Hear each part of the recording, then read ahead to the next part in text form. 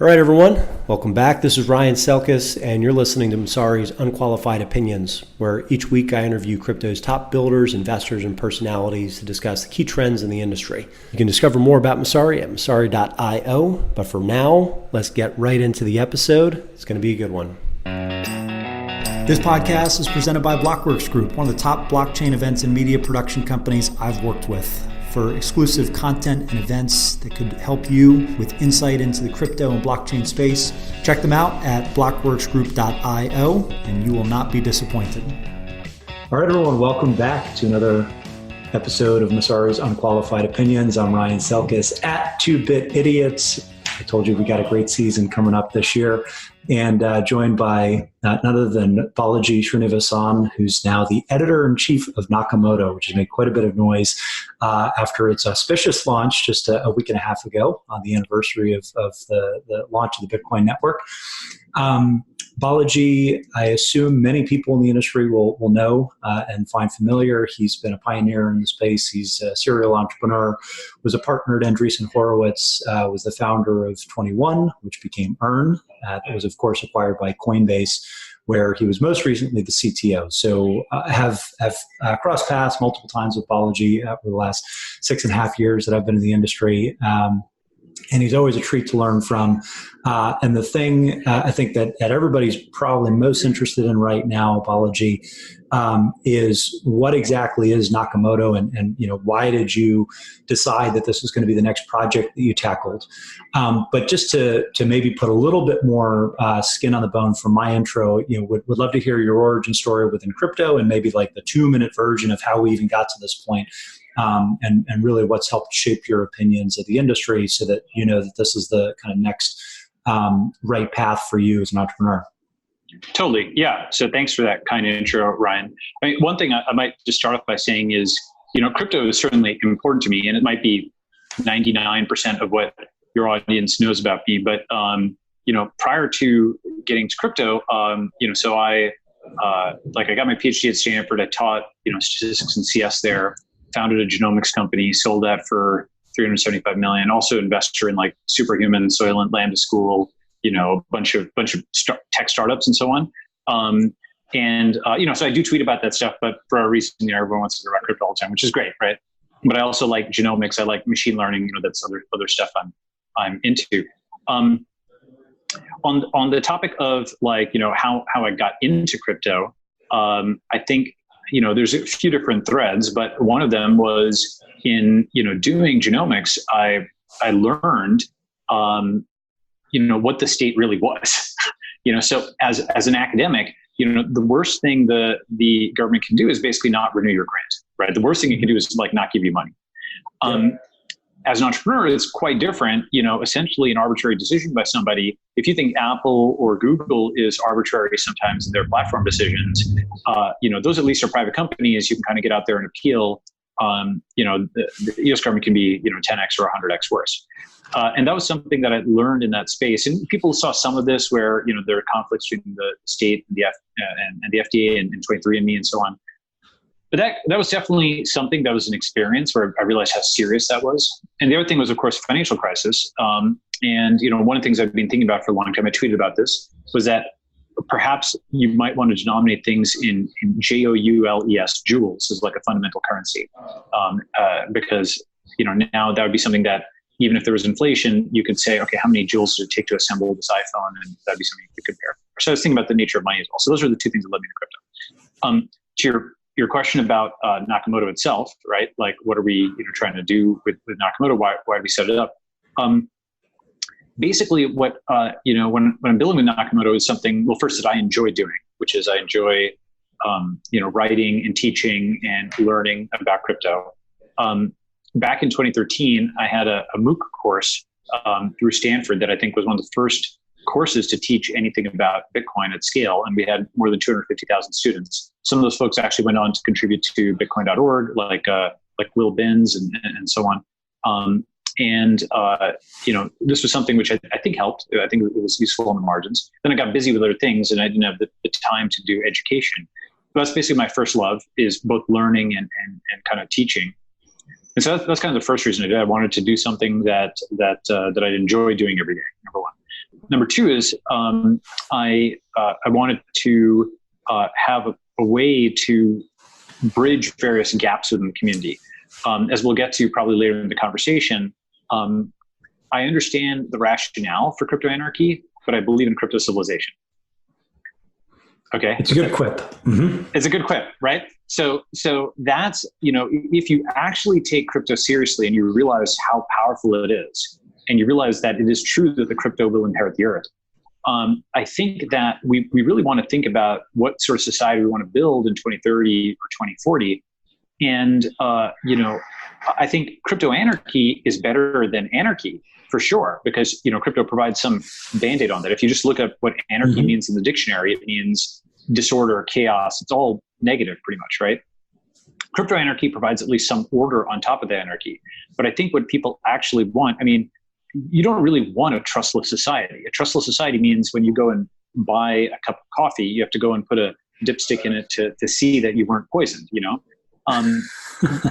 like that's bad, right? Like people who have escaped, in places in, South America or, what have you, there's kidnappings, that's what a low trust society looks like, right? And people who've escaped those societies don't really want that. So it is good that you can have a technology that functions with a very low amount of trust or no trust. But really what I think of is crypto isn't about, or shouldn't it be about, like trusting no one. It's about giving you a choice of who to trust, because you can always exit. You can move your currency out. You can opt into something. And so then the question is, what do we opt into?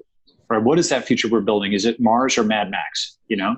And I'm interested in Mars, and I'm interested in the individual, and I'm interested in technology. I'm interested in what I think the true spirit of crypto is, and that's why I want to build a Nakamoto community that's focused around those values. It makes sense. And you got off to a phenomenal start, obviously. The guiding vision post that you laid out was one of the more popular ones recently, in recent memory. That was a rallying cry of sorts for why the community should actually contribute and take seriously this new education resource. And you have a very impressive list of contributors early on, some 60 of the top thinkers and tinkerers within the space. It strikes me that we kind of went through phases in Bitcoin, where the early phase and forum was Bitcoin Talk, right? It was for the hardcore developers at first, and then ultimately some of the libertarians started to join, and really early gold bug investors in Bitcoin. And then we, kind of saw the slightly more open jump to Reddit. Bitcoin Talk was still important, Sure. but Reddit, is this open community. I'd say was kind of phase two, especially until the Bitcoin fork wars. And that's when things really started to get toxic, because it was around the same time that Ethereum launched. It was around the same time that other, alternative assets started to pick back up in prominence. And you saw the Bitcoin dominance go from 90%, I think, during the last bear market, and gradually eroded through the ICO boom until it fell below 50%. And that's when Twitter really took off, because you couldn't trust the Reddit forum moderators anymore either. So at least, Jack and Twitter are, objective and neutral in the chaos of the conversation. Nakamoto, in some ways, it seems like it's, full circle, where you're trying to create this meritocratic discussion forum where, individuals that actually have some street cred are able to contribute. But the guiding principle has to be that there's some type of civility, and, people aren't talking past each other and just shit posting like you see on, the social platforms that are just no moderation, right? Yeah, absolutely. And so how do you see this, working in the kind of short and medium term as this gets off the ground? And then maybe there's a longer term question for how do you grow the pie and continue to make this a vibrant community versus what tends to happen, which is this community started great, and then it hits a certain number, and then Sure. it just evolves. Great question. So actually, I've thought a lot about this. It doesn't mean we'll be successful, but at least I've thought about it. A few thoughts. One is I want to actually discuss this concept of civility. And the idea here is there's kind of like an A, B, and a C. So people will call for civility and discourse, and then fairly sophisticated radicals of many different political persuasions will argue against this. and they'll say, there'll be folks on the left or the libertarian right who'll say, oh, civility is just a tool to control the discourse. It's just a way for power to censor people. You just want us to shut up, and so on and so forth. Or you're normalizing bad behavior. Or you're normalizing bad behavior, exactly, right? And then now we have a food fight where whether Republican or Democrat or within anything, the sick burn, the diss, the distortion, the straw man, the clickbait, that is what gets attention, and Twitter is metabolizing, it's digesting the trust that exists within society. And just as an example, if, it is completely normal, it's considered totally normal for someone to go up to somebody else in a Twitter thread and just yell F you at them, right? But you wouldn't go to Starbucks and do that in person, right? Like you wouldn't just go up to some random stranger, even if you overheard their conversation, you wouldn't just go up to them and just scream F you in their face, right? Now you know exactly what I'm talking about. I'm sure I know a few people within crypto that might do that at a conference, but maybe not to a random stranger. Right. So the thing that I realized is Twitter is not real life, but it will be. So this is the thing that's concerning to me. So if we break that down, and then I'll come back to how we plan to deal with this in Nakamoto. First problem and then possible solution. Mm-hmm. The problem, I think, is in non-trivial part one of incentives. On Twitter, if you start a fight, that gains you followers, that gains you likes, and that gains you attention. But and that's monetizable, right? In the real world, if you start a fight, that gains you police attention, which is often not valuable, right? However, we're starting to see with this new wave of social apps like TikTok and so on, is just to give you a sense of escalating severity. There's a guy who's standing on the edge of a ravine and running back and forth for likes. There's another guy who's dangerously driving on the highway, like swerving underneath a tanker trailer. He's like, I risked a lot for this, please like this. And in extremis, you have folks like these shooters who literally go and post their video on 4chan for people to give them a thumbs up. Because, humans are social animals, and these folks have become acculturated. People talk about falling in with the wrong peer group. That's what that is, right? Mm-hmm. You get, likes for going and shooting somebody up or dangerously driving on the highway and endangering a lot of lives, right? Another example of that was some of the riots that happened in Portland. I think we're going to see a lot more, unfortunately, of that, where these online incentives basically radicalize people and they do crazy things in the real world for the reinforcement of their peer group. So I think we're going to see actually a lot more than this. That's an edge case and stuff that I mentioned right now, but I think we're going to see a lot more of this, unfortunately, in the 2020s. So it's in moments like that you're like, okay, and everything I said, we've got proof points. Everything I just mentioned is in a rearview mirror. Unfortunately, we're going to see more of that. So, at that point, you're like, okay, actually, maybe there is something to the civility thing. Just to give you an example, your body does an immense amount of work with, processes called, for example, feedback inhibition, where, or the maintenance of blood sugar levels. We're keeping a parameter, your blood sugar, within a certain range. It should not be too high nor too low. Either side is very bad for you, right? So in certain systems, moderation is it's an essential. Like often people will, deride centrism as being simply an interpolation of things. It's not pure enough and so on. But it's actually a situational thing. Sometimes if you're too extreme, you will die. And so you can't just go ahead. Yeah, I mean, you could argue that this is kind of baked into most social platforms now, right? There's always the potential that you could have, bot armies that are upvoting or liking or retweeting, and that certainly has happened. But by and large, moderation is baked into just about any good product, right? I think I want to let you finish on this point, but I don't think that was necessarily the issue with Reddit or Twitter or Bitcoin talk. Probably not really as relevant because that community seems like it's more or less stayed put and it's very narrow in its applicability. But the moderation systems exist. What you're talking about is a very different culture, right? There's no guiding culture for Twitter or Reddit or any of the other communities that have really emerged. So getting the culture right, it seemed like there was a very good first step with the launch of Nakamoto. Massive interest, a lot of discussion in the Telegram group the first weekend. But I want to kind of triangulate on that in particular, because I do think that part of the culture, it sounds like that you're trying to build, there's a strong emphasis on healthy moderation where you strike that balance rate.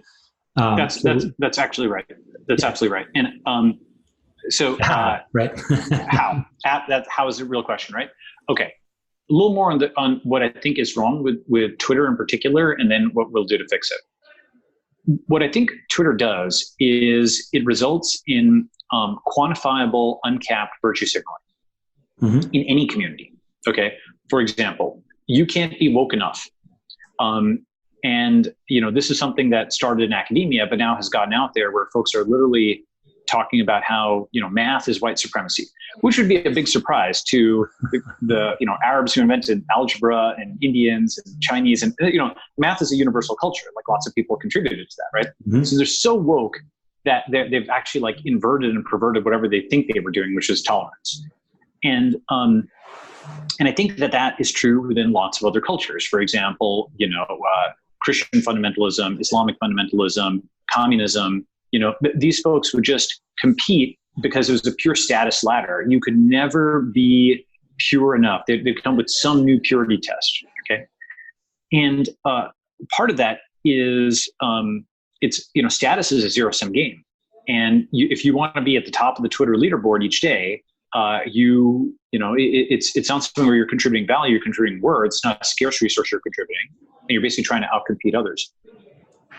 And I think that has, come to the crypto community within, maybe completely obviously, the purity testing is getting more, intense in all of the subcultures. I'm not trying to call any particular group out. And I think that's an incentives problem. And so what's the solution to that? Well, first is and these are all tools, which, I did a tweet on this actually yesterday, where there's like 10 tools that I want to apply. And we're going to experiment, and I'm not saying that I've got like the perfect solution or anything like that, okay? But some macro concepts. Number one is I want Nakamoto to be focused on learning and earning. Mm-hmm. Why? Because if you're just there to socialize, there's no purpose that people have. There's that saying like idle hands are the devil's playground, right? Mm-hmm. I think there's significantly less trolling, for example, on, let's say, GitHub or in Google Docs, so to speak, right? Because they're kind of workplaces, right? And an interesting question is, can we get a productive site that also has some degree of positive socialization? Mm-hmm. For the most part, like in a small company's corporate Slack, people aren't trolling each other. They're having productive discussions and what have you. And I'd argue that's because there's economic alignment there. Mm-hmm. Okay. So this gets me to the second question. One thing I've thought a lot about is that crypto allows us to scale cap tables. The cap table took all these people from around the world and align them to build Facebook and Google and, Dropbox and all these amazing Silicon Valley companies. And that was just really aligning a few hundred people from everywhere, right?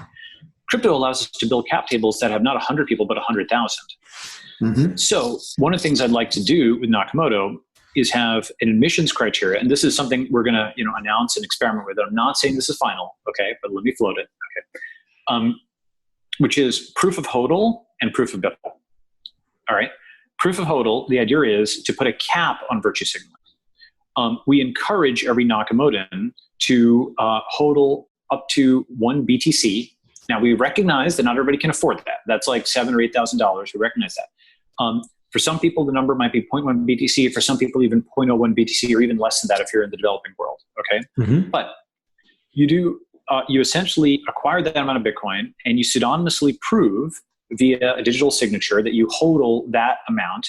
And there's different ways to do that. You can do that with a time lock.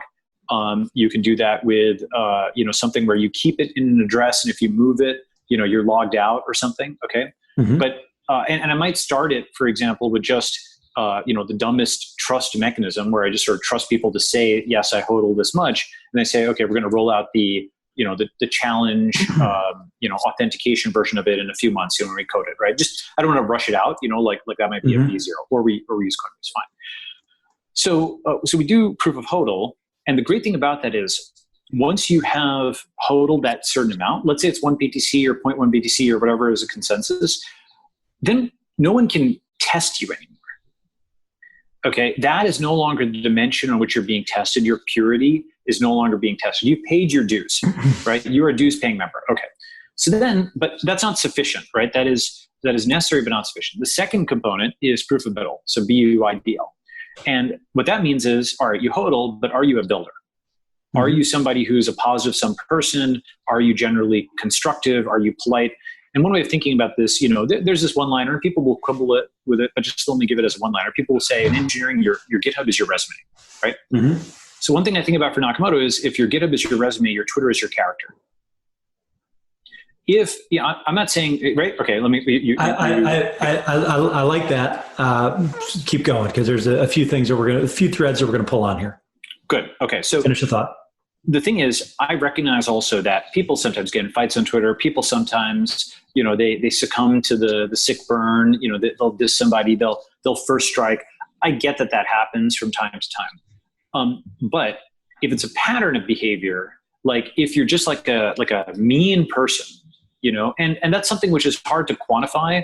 I mean, you could probably run sentiment analysis on people's tweets, but it's something where over a period of time, if you've shown yourself to be a core character, if you're somebody who is driven by like hatred, and unfortunately there are some people who are like this, and this is not like one particular community or anything like that. These people exist on Twitter. There's some crazy people on Twitter.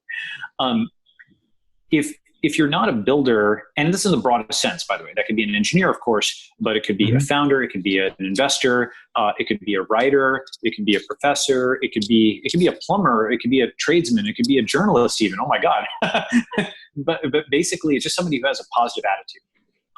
And that's something where how we define that. I think what we do is we have initial seed group of Nakamotans, right? Like, a Nakamotan is someone who's at Nakamoto, initial seed group of Nakamotans. And they would basically do proof of BUIDL, almost like a proof of stake vote to kind of approve, like these three people say this person is good, let's let them in the community.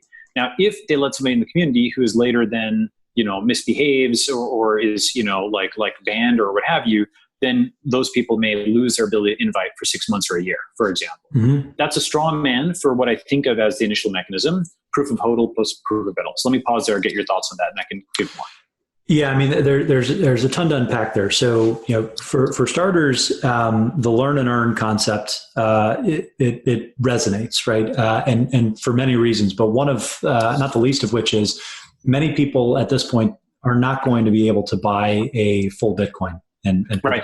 The economy, right? So you have to start re-engineering how people acquire their initial crypto, which 99 times out of 100 is probably going to be Bitcoin, and then it trickles down. So I buy that thesis that if you're long crypto, you're almost inevitably long Bitcoin, because if Bitcoin goes under, if it's flipping by ETH anytime in the near medium term, I don't think people realize what a disaster that would be, just from a narrative standpoint, from a sure. cultural and kind of mainstream investment standpoint. But what's maybe more interesting is the way that you're thinking about making sure that people are bought in, and I think this is probably where some of the pushback came from, as many people objected to the use of the name Nakamoto because there were some contributors that had built EOS and Bitcoin Cash and a handful of other. You might argue complementary, but others might argue competitive ecosystems.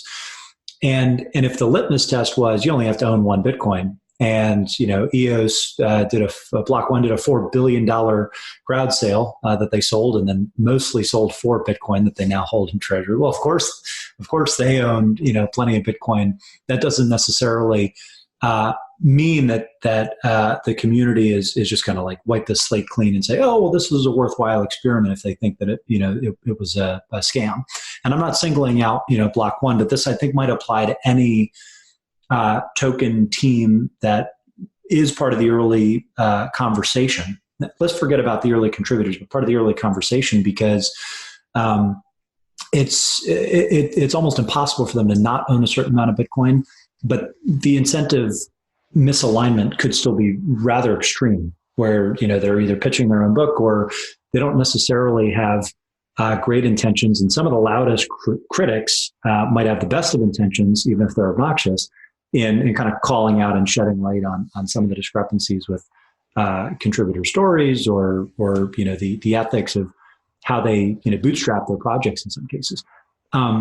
Because we're talking about financial assets, it's hard to separate the two, I guess, right? So like the tech angle, I understand, but because they're financial tech and there are kind of associated tokens, how do you extricate those two things? Because you do need to have some type of steelman bull bear case and actually interesting debate about some of these projects that are going to be covered. But I don't know that a litmus test is necessary or even possible. So several thoughts. All right. So first is, I think our philosophy is Bitcoin and not Bitcoin or. Mm-hmm.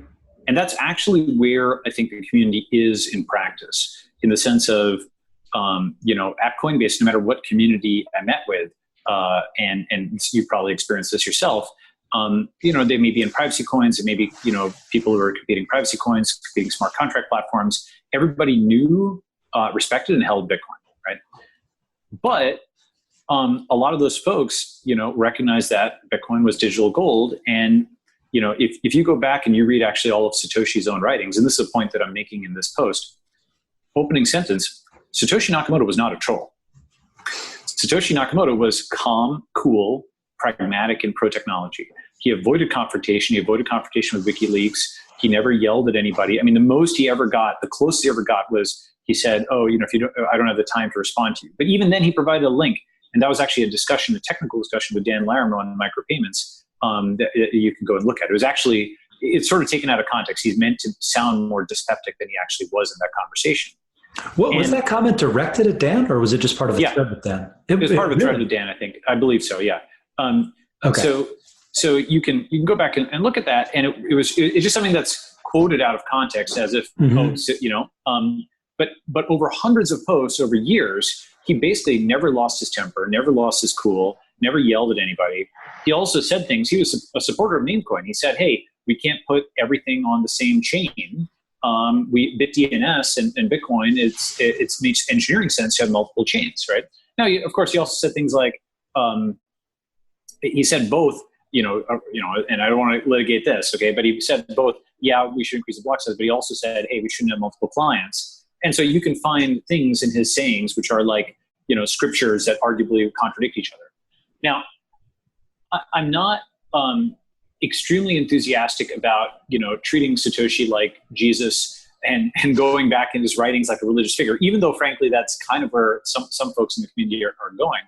Mm-hmm. I think of Satoshi as a phenomenal engineer and somebody who I respect, like I respect Newton or Maxwell. These are phenomenal, scientists that discovered something.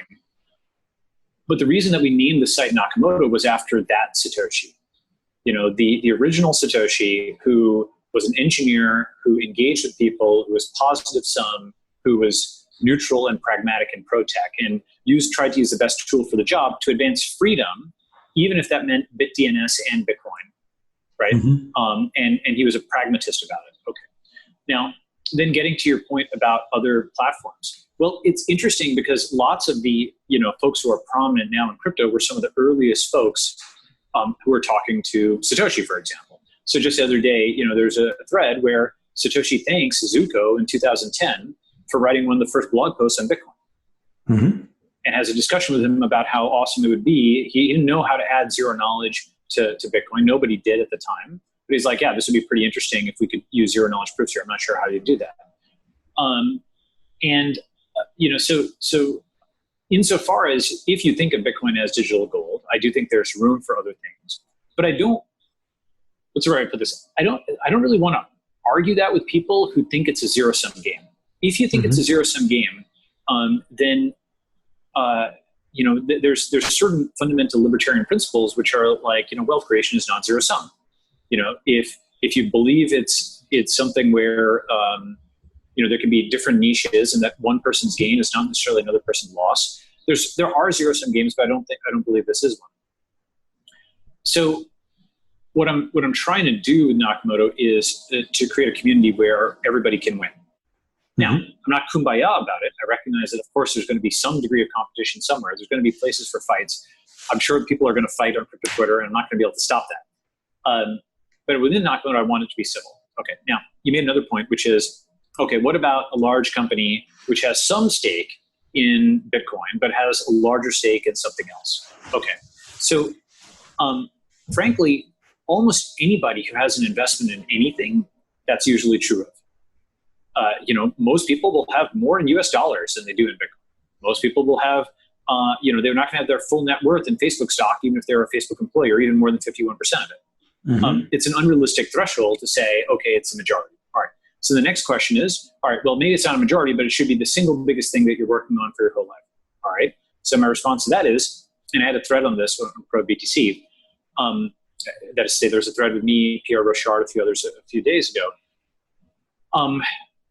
I think, let's just start with the premise. Crypto Twitter is not a representative sample of all the Bitcoin holders out there. There's like millions, tens of millions of Bitcoin holders. They have voted with their capital to buy and hold this cryptocurrency, and they put in $100 or $1,000, and they went about their lives. And that's actually quite valuable and good. We should support that. We don't need everybody to obsess and put out 1,000 tweets a day. In fact, it's kind of on balance. I'd rather have somebody put in $1,000 rather than 1,000 tweets a day, because, and this is critical, that $1,000 that they buy in Hodel materially, quantifiably, and numerically benefits the entire community of Bitcoin holders, right? So whatever else you can say, this person, whatever their stated preference, their expressed, like they may say something, but they're actually doing is benefiting other BTC holders. And the thing about this is it's a 2x2, right? Like, you can find folks who are big hodlers who also, like talk a big game, but you can also find folks who are big holders who are completely silent on social media. And conversely, and interestingly, folks who are not that large as hodlers, but who style themselves as defenders of the faith or what have you, right? And what I'd like to do is try an alternate experiment. If you have a community, let's say we can build Nakamoto into a community of 100,000 or 1 million BTC hodlers. Well, that's good. But guess what? Everybody now has something to talk about that they have in common. For example, you get in a taxi today. People used to say, "Oh, the weather or sports; those are apolitical," but they're political now. Some people will talk about, I'm not taking any position on this, okay, please, but they'll talk about climate change or they'll talk about kneeling, right? Like in sports, the weather and sports are now political, right? So by having a shibboleth, by having a community where everybody is a BTC hodler, that's something that's in common. It's a rooting interest. It's a cultural thing over time that arises, but also puts a cap on virtue signaling. Now, there's another aspect which I didn't talk about, but let me float it. I also want to have sub-communities. Okay, so let's say we have 100,000 total people here. So we have 1,000 people who are into zero-knowledge proofs. And if it might be proof of holding Bitcoin and proof of building to be part of the main community, but to be part of that zero-knowledge sub-community, you might need to pass an exam on zero-knowledge, right? Or you're part of a Zcash sub-community and you hodl Zcash. Or you're part of an XYZ sub-community and you hodl that. Or you're like a longer term, you're part of like a physician sub-community and you have a medical degree, okay? And the point being that we have this common thing, right, which is everybody is a holder and everybody's a builder as reflected in kind of letters of recommendation from other people. But then there's sub-communities that build off of this. So it's literally Bitcoin and, not Bitcoin or. And we're trying to build crypto civilization rather than crypto anarchy. Okay, let me pause there. Get your thoughts. So it sounds great, right? Because it's day one, and aside from some mean tweets and some folks that were trying to hijack the chat over the weekend, Telegram group grew from 0 to 7,000 or Twitter went to 7,000. Telegram it's like 10,000 now, but yeah, between the two, it's over 10,000 now. Yep. It's easy to launch the way that you did in terms of getting the contributor base lined up and having people that you've known, that you've done business with, kind of rally around this and say, yes, we're sick of all the distractions of Twitter. But what hasn't proven out yet, and I'm curious when it really comes into play, because today it's just, very high quality articles that are getting posted. But if that's it, then that just becomes propaganda, right? There's no steelman case against, or there's no check against claims that are being made in this, education resource that is very much a pro-growth, crypto community. And as soon as you start to go into the critiques, or not even critiques, I would just say, if you had like a prospectus for each crypto asset, you could get the business description and risk factor just by taking like the big holders and all the people that would shit on it on crypto Twitter. And you'd have all of like the pros and cons for the investment case for these things. That there's signal in some of that noise it's on Twitter, but how do you replicate and at least make this sane so that it's not all one direction or the other? Because I'd argue it might even be a little bit more dangerous for people to go in without eyes wide open about some of the risks, again, because these are financial assets, not just underlying communications technologies like the internet. So my short answer is, I want to outsource that to Messari, which is doing a phenomenal job. We'll take it. Answer, that was not planned, but sure, fine. But Messari.io, go to okay. But my longer answer is, we're not an investment community. Mm-hmm. We don't offer a buy XYZ button. We don't plan to do that. We're not making investment recommendations. I probably, if we ever run, I shouldn't say never ever, but if we ever run anything on like technical analysis, it'll be focused on stochastic processes, Brownian motions, ARMA calculations. It'll be focused on the math of it, as opposed to the orange coin because of the phase of the. Go ahead. Orange coin go up. Yeah, but exactly. Or because of the phase of the moon, and these Bollinger Bands, you should buy this at this time. That's fine. People make their stuff on that. I have no interest in that. So I want to keep price talk out of there. I want to keep buying and selling crypto out of there. I want to focus on learning and earning, and that's different, actually, right? It's a difference between speculating in a foreign exchange market versus an honest day's work for an honest day's pay, or academia. It's just a different culture. And in terms of critique, I would welcome, for example, technical critiques of things that are phrased constructively. For example, here are 5 technical considerations that XYZ's proof of stake will have to consider, or this is a security hole that we reported and fixed with this smart contract, and here's our postmortem, right? That type of stuff, constructive criticism, 100% would love to do that.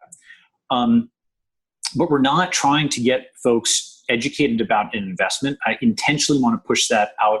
And one way of thinking about that is the difference between ETH research versus ETH trader, if you're familiar with those two communities. Yes. Mm-hmm. Right? So maybe that answers your question, or I can go further.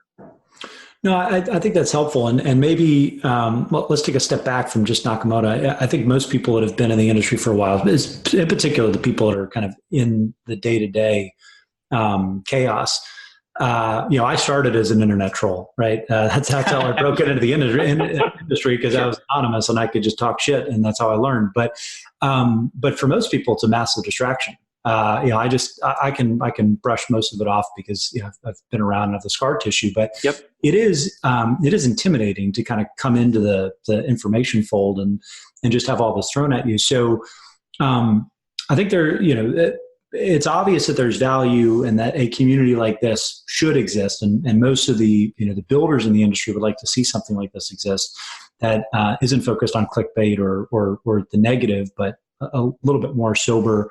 Almost like a replica of what you would expect to have in person if you could meet with same folks, on a conference circuit, which is basically, I think, why people travel the world and go to all these same conferences, because it's just, one continuous conversation that's not really been filled in the virtual world. It's just, you have to go from meet space to meet space. To your point also, on you're probably aware of this, maybe some listeners are, but crypto Twitter is way more civil and interesting in person. And there's folks who are fundamentalists online who are actually very much not so in person. Yes. Yeah. Everybody's their worst self on Twitter, I guess. Although I might have the record for this, because I've met so many people online or in person that say, you're not so bad in person, which is... I think part of so first is Twitter's incentives get you more likes and tweets for more exclamation marks and more yelling. That's a big part of it. The other thing is I think Twitter and social media turns people into actors. They're playing a caricature of themselves. It's like method acting where they're just never out of character, right? Like their audience expects a certain tone from them and it reinforces that. And in the same way that you go to Chipotle and you expect a certain flavor. And if that flavor has changed on you, you're like, I didn't come here for this, right? And the audience will give you negative feedback. And so you become a more and more like, concentrated version of whatever this caricature is. But go ahead, you're saying. Well, I'd love to know how you view the crypto information landscape period right now, right? Because I think this helps on the community element, but there's been a significant level up on the data side, on the research side. There's obviously dozens of sub communities now for all the different protocols. Where do you see Nakamoto continuing to grow and kind of fill this community niche? And what would be some of the first third-party integrations that you would hope to do? Because you mentioned having some other crypto native features to this over time. Absolutely. So first, let me say what it's not, right? So it's not a competitor to like the Block or CoinDesk, which is breaking news. We're not doing the kinds of dashboards and data analysis that you guys are doing at Messari or that CoinMarketCap is doing. We may publish like interactive widgets and so on, but not price-focused type stuff for investment decisions. Obviously, we're not building an exchange like Coinbase or Kraken or Binance or what have you. And we're also trying to not be the food fight of crypto Twitter and Reddit and what have you. Okay, so if that's all the things we're not, what are we? We're basically a positive sum community for folks to ask dumb questions. And, for example, that's just one way of doing it, but to ask dumb questions, to get smart, to learn, and to earn. So that's the whole I think we fill. And, Ryan, I can't show you all of these DMs and signals that I got, but like my resolve to build something like that, I probably got 200, something like that, DMs, signals, telegrams, et cetera, for people saying, thank you. I'm so tired of having to like slug it out, including, interestingly, some people who have a persona that's actually very different than this. Okay. Which is interesting, right? Like it actually kind of, go ahead. Yeah. You at some point you want to have a sober source that you can read, right? Even if you're going to carry on Twitter or Reddit. It is exactly, honestly, like, somebody raised in a Christian fundamentalist sect or what have you. And again, I've got nothing against Christianity. I'm not trying to diss Christianity or what have you. Okay. I'm neutral on it, but it's somebody like raised in a fundamentalist sect who has to repeat certain kinds of things, but would also like an environment where they can find out about molecular phylogenetics and learn about evolution. And maybe this thing is something interesting and important, So that's actually related to another point, which is over time, what I'd like to do at Nakamoto are build crypto native features. Let me give you some examples. So one big one would be pseudonymity. Okay. So if you're a beginner or you have some reputation, which is at variance with, like you're curious about zero knowledge. Okay. But you don't want to be called out for that because, you're showing interest in a coin that your tribe doesn't like or whatever, right?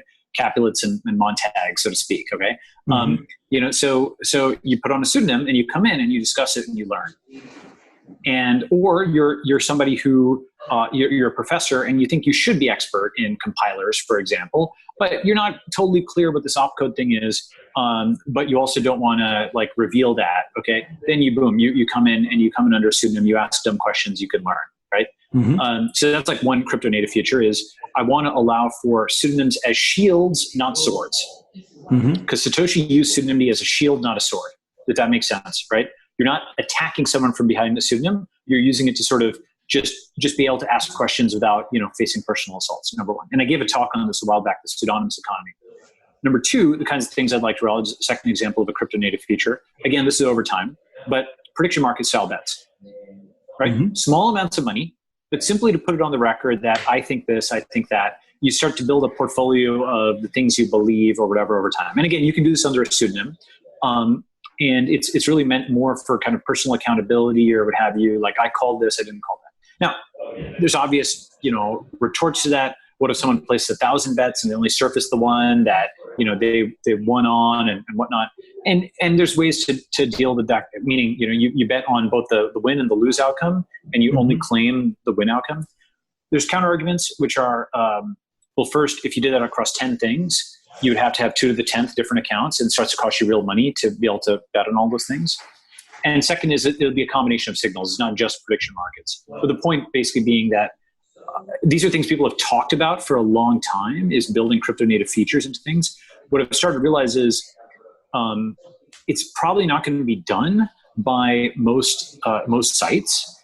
And if we build up a positive community here, that's actually like the first prerequisite. Then we can roll these kinds of things out as number 2. And I've got more ideas on this, like being able to earn crypto, of course, earning pseudonymously, other kinds of things. But I want to build the future that I want to live in, basically.